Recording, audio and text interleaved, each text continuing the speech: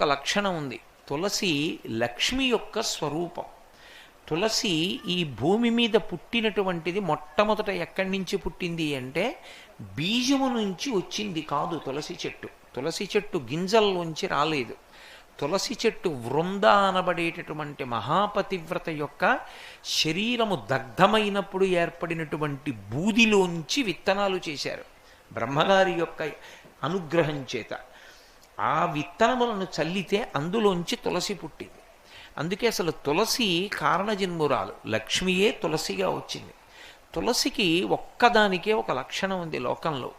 తులసి సమస్త పాపములను హరిస్తుంది. ఎందుచేత హరిస్తుంది అంటే దాని గురించి పురాణంలో ఒక మాట ఉంది.